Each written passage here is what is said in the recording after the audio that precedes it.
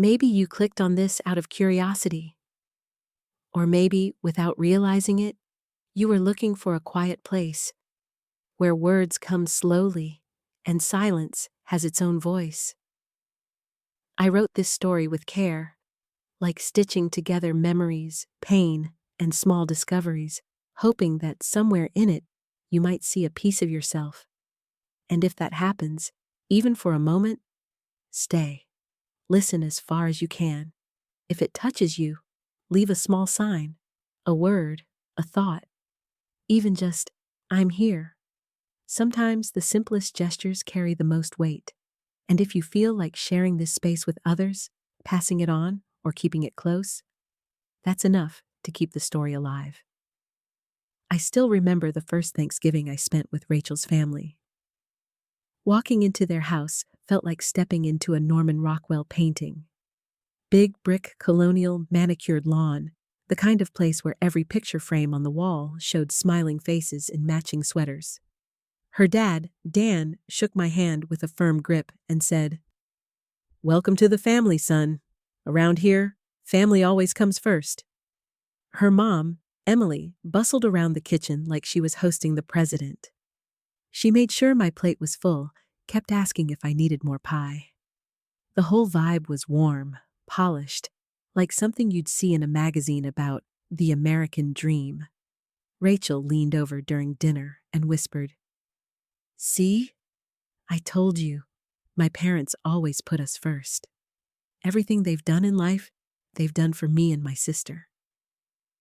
She said it with this kind of pride, almost like she was letting me in on a secret about how lucky I was to marry into a family like this. And honestly, I believed her. I'd grown up in a family that loved each other, sure, but we were messy. Bills on the counter, arguments over dumb things, holidays that never looked picture perfect. Sitting at that long wooden table, I thought, wow, this is it. This is the kind of family people dream about marrying into. At that moment, I felt like I'd hit the jackpot. Not only did I have Rachel, but I had this shining example of what a family could be: stable, successful, and built on the simple idea that family comes first. I didn't know then that motto, "family first," wasn't a promise. It was a cover. If Thanksgiving had felt like a magazine spread, our wedding looked like something out of a movie. Rachel wanted everything big, beautiful, and unforgettable, and her parents delivered. The ceremony was held at a historic estate just outside the city, with chandeliers in the ballroom, an open bar, and a live jazz band that probably cost more than my car. Guests whispered about how flawless it all looked. Emily floated through the crowd in a designer dress, making sure every detail was perfect. Dan gave a toast halfway through dinner, glass raised high. "Everything you see here tonight, we do for our children. We believe nothing is more important than family." His words earned claps and smiles from the guests, and I remember feeling proud. Proud of Rachel. Proud to be part of a family so devoted, so willing to sacrifice for their kids. And Rachel? She was glowing.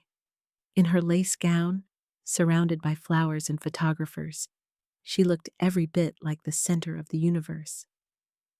Her parents treated her like a princess, and the entire day revolved around her happiness. Watching her smile at me across the table, I thought, I must have done something right in life to end up here. But later that night, when I stepped away from the dance floor to catch my breath, I noticed her sister sitting near the back. No spotlight, no people buzzing around her. Just a young woman in a pale dress, fiddling with her bracelet, staring at her plate like she wasn't really there. Her eyes met mine for just a second. Tired, distant, almost hollow. She didn't look like someone celebrating her sister's big day. She looked like someone who didn't belong. I brushed it off at the time. Weddings are emotional. Not everyone is a social butterfly. But looking back, that fleeting glance sticks with me. It was the first crack in the picture-perfect frame, and I ignored it. The night after the wedding, the house was quieter than I'd ever seen it. The band was gone, the flowers were wilting in their vases, and Rachel and I were packing for our honeymoon flight the next morning. I had gone downstairs to grab a bottle of water when I heard voices in the kitchen. Emily's voice, soft but sharp in a way I hadn't noticed before. The accident was bad. They said she might need surgery. Honestly, it's not worth dragging this out. It's just more money we don't have to spend. I froze, one hand on the fridge door. Dan muttered something back, too low for me to catch, and then Emily again. We can't keep throwing cash at her problems. It'll never end. She'll figure it out, or she won't. My stomach tightened. Accident? Not worth dragging this out?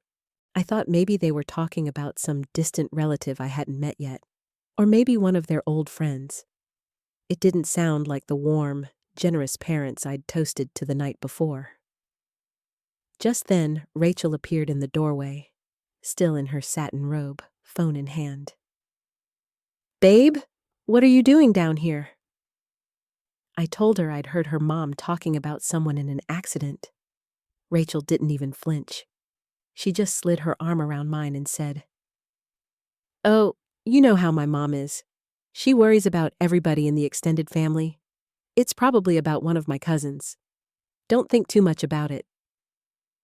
She kissed my cheek and tugged me back upstairs, laughing lightly, as if to sweep the whole thing under the rug. And I let her. At the time, it was easy to believe. Families have drama, and Emily was the type to insert herself into everyone's business. But as we left for the airport the next morning, that sentence, "It's not worth dragging this out," echoed in the back of my mind. I didn't know it then, but that midnight whisper was the first sign that the perfect family I had married into wasn't what it seemed. We were 3 days into our honeymoon in Aruba when it happened. The sun was setting, Rachel was sipping champagne by the pool, and I finally opened my laptop to check work emails. Buried between invoices and project updates was one subject line that didn't make sense. "Do you know what they did?" No sender name, just a generic email address. Against my better judgment, I clicked. There were 2 attachments. The first was a grainy photo, a hospital bed, fluorescent lights buzzing overhead. In the bed was Rachel's sister. Her chest was wrapped in thick bandages, her hair matted against her forehead. Her eyes looked hollow, sunken. What stopped me cold was the bracelet on her wrist. No emergency contact. The second attachment was worse, a scanned page of what looked like a doctor's report. At the bottom was a note in handwriting I didn't recognize. Parents declined surgical authorization. Stated patient wasn't worth the cost. I stared at the screen until the words blurred. This had to be some kind of mistake. Maybe a prank, maybe fake. Because the family I knew, the family that threw a 6-figure wedding and preached family first, would never leave their own daughter bleeding in a hospital bed. Rachel leaned over, catching the look on my face. "What's wrong?" she asked, already sounding impatient. I slammed the laptop shut. "Nothing, just work stuff." She rolled her eyes. "Connor, we're on our honeymoon. Don't let work ruin this." Then she went back to her drink, scrolling through her phone. I nodded, but inside, I was spiraling. That midnight whisper I'd overheard at the house, about not dragging it out and wasting money, suddenly came back, louder than ever. For the first time, I wondered if Rachel's perfect family wasn't just flawed. I wondered if they were dangerous. That night in Aruba, I couldn't sleep. The photo, the bracelet, that doctor's note, they played on a loop in my head. By sunrise, I couldn't hold it in any longer. When Rachel stirred awake, I just asked it straight. "Rachel, is it true?" Did your parents really leave your sister in the hospital? For a second, her face went blank. Then her eyes narrowed. Where did you even hear that? I told her about the email, about the photo, about the note. My voice shook because part of me still hoped she'd laugh, call it fake, make it disappear with one of her easy explanations. Instead, she sat up sharply. Connor, you can't believe that garbage. My sister has always been dramatic. She loves playing the victim. If someone sent you that, it's just her trying to get attention. Her tone was sharp, defensive, so different from the confident, glowing woman I'd just married. She turned away, fussing with the sheets, then added, My parents have done everything for us. You saw the wedding? You saw what kind of people they are. Don't let her poison you against them. I wanted to believe her. God, I really did. The family I'd walked into was supposed to be the dream. Generous, successful, solid. But as Rachel talked, her hands trembled, and when I pressed her again, So you're saying it's completely false? She wouldn't look me in the eye. She just muttered, Drop it, Connor. Please, this isn't the time. Then she grabbed her phone and scrolled furiously, shutting me out. I laid back in bed, staring at the ceiling fans spinning above us, and felt the first real crack open inside me. The perfect family image from Thanksgiving, from the wedding toast, from everything I thought I knew, it didn't line up anymore. For the first time, I wondered if I'd married into something I didn't fully understand. When we got back from Aruba, I couldn't shake it. The photo, the note, Rachel's deflection. It all gnawed at me, like a splinter I couldn't dig out. So one evening, after Rachel went to dinner with her mom, I opened the anonymous email again.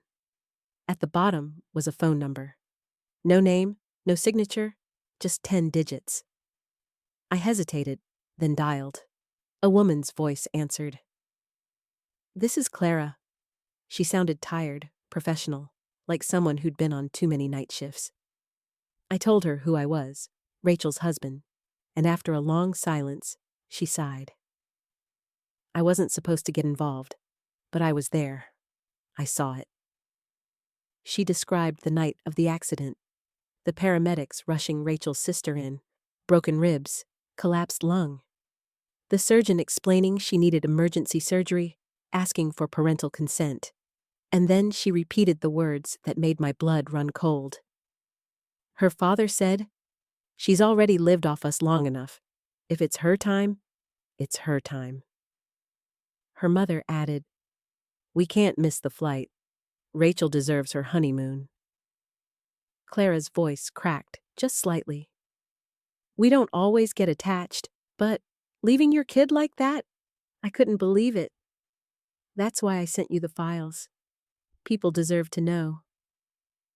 I sat there in silence, staring at the wall of our apartment. The family I thought I'd married into? The ones who raised a toast to family first.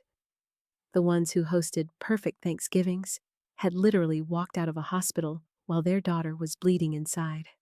By the time Rachel got home that night, I couldn't even look at her the same way. I told her I was tired, rolled to my side, and let the distance grow. The picture-perfect frame I'd stepped into was cracking wide open, and behind the gloss and the toasts and the family portraits was something ugly I couldn't unsee. What struck me the most wasn't what Rachel's sister did. It was what she didn't do. No late-night phone calls, no angry texts, no long Facebook posts airing dirty laundry. Nothing. Just silence. And somehow, that silence screamed louder than anything else. I watched it rattle the family. Emily, who had always carried herself like the perfect hostess, started flooding my phone with messages. Connor, don't listen to her. She's unstable. You're new to the family. You don't understand her history. She's just trying to tear us down. Don't let her poison your marriage. The more Emily insisted, the more obvious it became. She was afraid. Not of what her daughter might say, but of what she wasn't saying.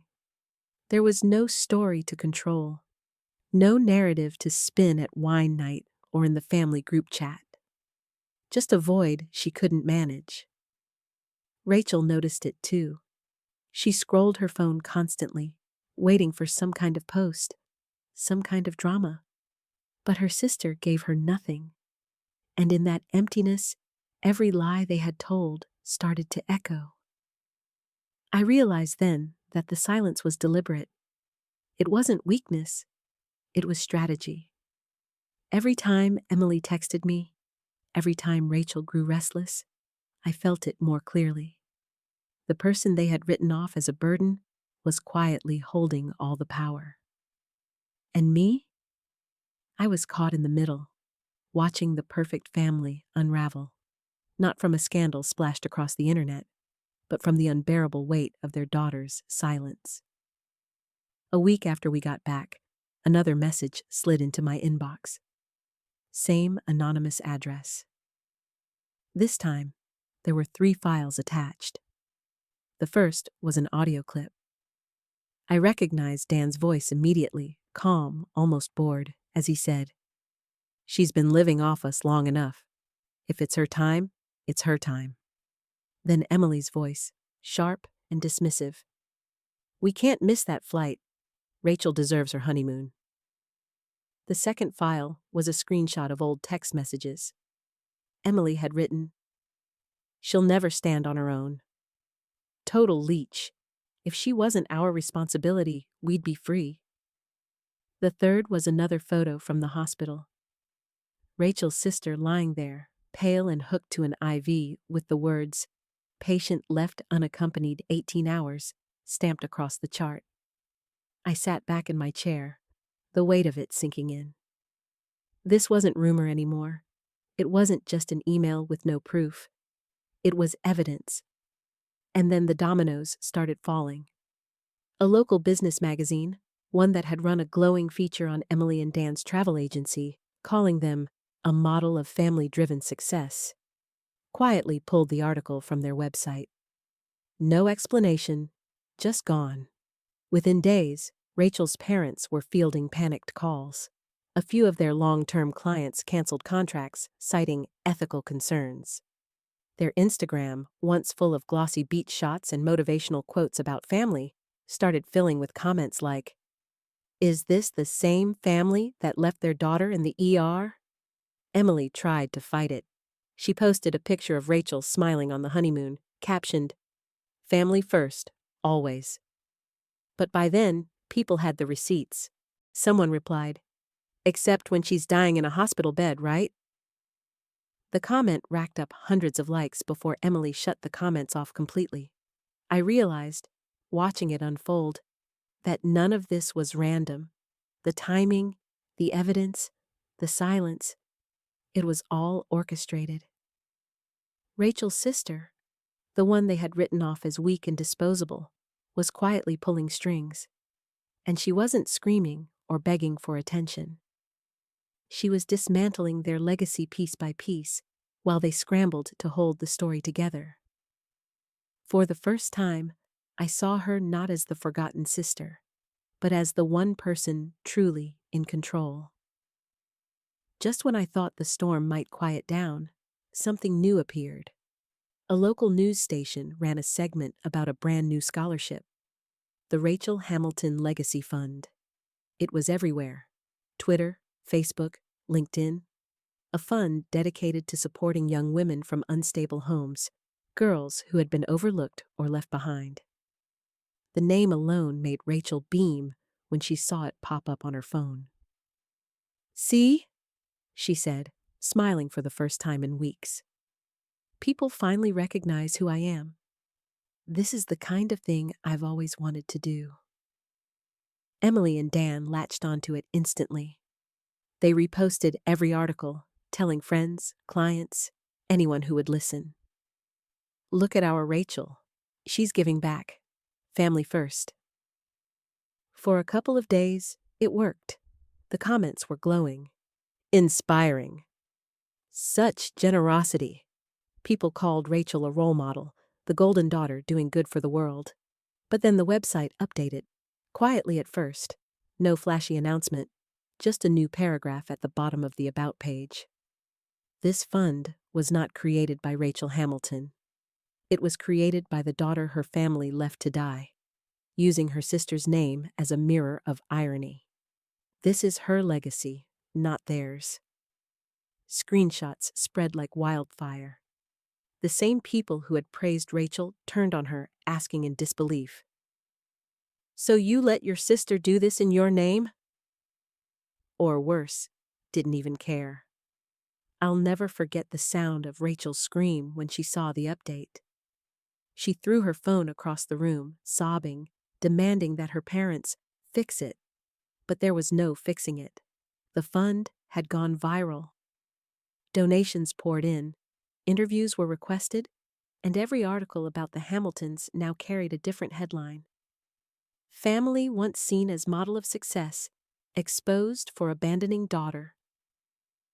Emily locked herself in the bedroom. Dan paced the living room, muttering about lawyers. Their business phone rang off the hook with cancellations. And Rachel? The golden child? The one they had built everything around? She was on the floor, clutching her stomach, wailing that her sister had ruined her life. All I could think was, no, she hadn't ruined it. She'd rewritten it. The family's perfect image was gone, and in its place stood the truth, carved into the very legacy they had tried to protect. In the weeks that followed, the Hamilton house felt less like a home and more like a crime scene, just without the tape. Phones buzzed nonstop, lawyers threatened, clients vanished. Rachel cried daily, her parents argued behind closed doors, and I drifted further away with each passing hour. One night, after another shouting match between Rachel and her mother, I sat alone in our apartment with my phone on the table. Instead of calling anyone, I opened the recorder app and started talking. "I thought I married into the perfect family," I said, my voice low, almost shaking. "I thought Thanksgiving dinners, wedding toasts, and big houses meant stability. I thought family first actually meant something. But it didn't. It was all just gloss, all just performance." I paused, staring at the blinking red light on the screen. "The truth is, the only strong one in this family is the one they left behind. The one they thought wasn't worth saving. She didn't just survive, she turned their legacy inside out. And she didn't need to scream to do it." I ended the recording there, saved it, and sat in silence for a long time.